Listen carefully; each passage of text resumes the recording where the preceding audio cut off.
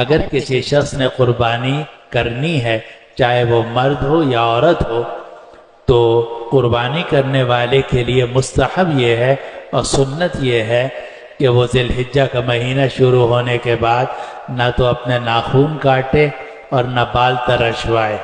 چنانچہ آج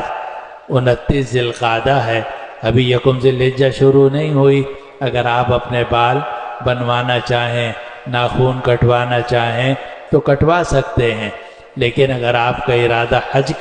ارادہ قربانی کا ہے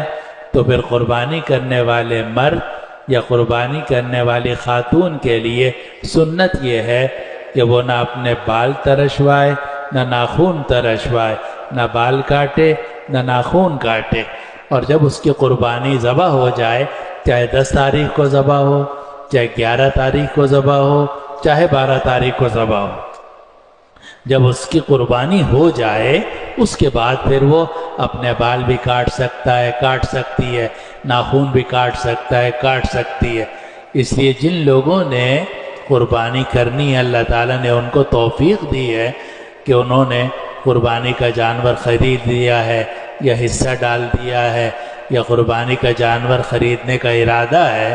تو ان کے لیے سنت یہ ہے کہ وہ 30 ذی القعدہ تک یکم ذی الحجہ سے پہلے اپنے ناخن کٹوا لیں، بال کٹوا لیں، اور جب یکم ذی الحجہ شروع ہو جائے اور اس کا چاند نظر آ جائے ذی الحجہ کا، پھر وہ اپنے بال اور ناخن نہ ترشوائے۔